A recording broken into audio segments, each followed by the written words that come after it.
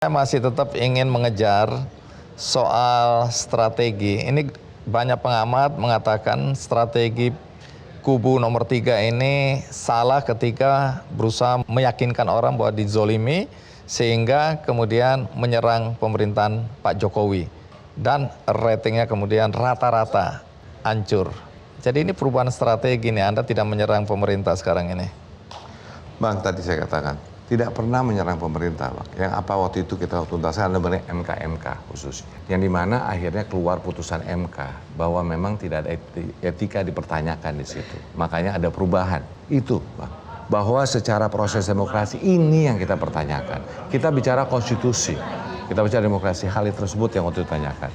Dan dalam konteks ini bersamaan, makanya yang kita lanjutkan ke depan adalah selalu kita mengatakan bahwa dari awal pun tetap sama, Bang. Bahwa bagaimana kita ingin melanjutkan lebih satset, lebih cepat, dan juga lebih baik untuk Indonesia. Jadi nggak pernah ada suatu proses, mungkin orang melihatnya ada proses perubahan. Tidak ada. Tapi itu adalah suatu proses yang misalnya tadi kejadian MK itu suatu kagetan. Itu bukan adalah terjadi perubahan strategi, tapi ada suatu konteks perubahan dalam demokrasi Indonesia. Jadi dengan demikian perbaikan itu harus kita lakukan. Makanya selalu mengatakan lanjutkan perbaikan supaya Indonesia lebih baik. Itu yang harus kita lakukan dan berjalannya dengan saset, Bang. Itu kalau nggak cepat susah. Itu yang kita harus ganti.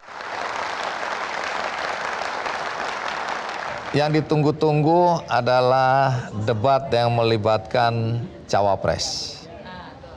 Di permukaan ya, sebagian orang kemudian menunggu-nunggu yang utama adalah bagaimana Gibran mengatasi dua kandidat yang dianggap lebih punya jam terbang di dalam politik maupun kegiatan-kegiatan pemerintahan.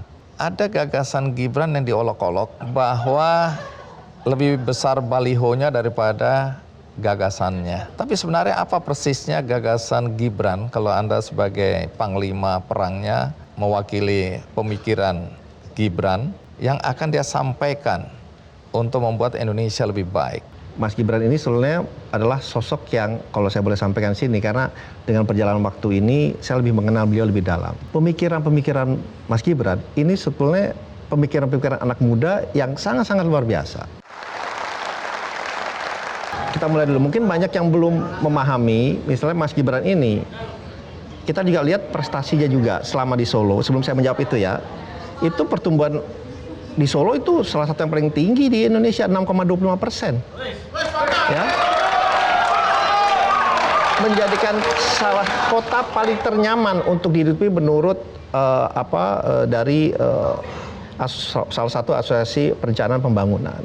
Kemudian menjadi kota yang paling toleran terhadap seluruh umat beragama.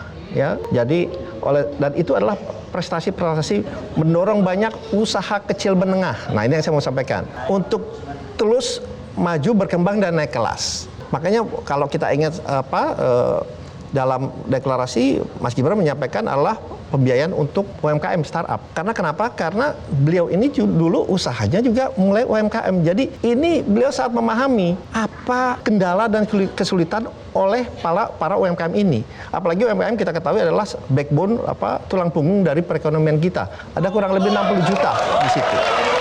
Jadi beliau sangat ingin mendorong anak muda UMKM ini untuk naik kelas.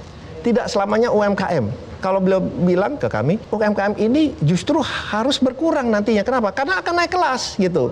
Kan kalau kita selama mikirnya UMKM harus banyak. Enggak, beliau bilang UMKM ini harus berkurang karena akan banyak UMKM yang naik kelas. Nah, tentunya beliau memikirkan dari segi pembiayaannya, dari segi inkubatornya, dari segi marketnya, dan bagaimana dari segi transfer teknologinya.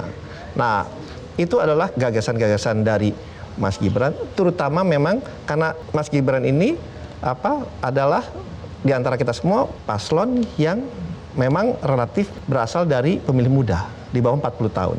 Jadi gagasan-gagasan dari Mas Gibran ini sangat berkomplementari, sangat mengisi dengan gagasan dari Pak Prabowo, ya. Jadi itu yang bisa saya sampaikan terutama adalah di bidang pengembangan UMKM ke depannya. Itu gagasan dari Mas Gibran yang banyak difokuskan gitu. Kenapa? Karena Mas Gibran sudah pernah melakukannya. Jadi Gibran ini memenuhi nggak persyaratan track record dan proses tadi? Semua bisa mengetahuinya.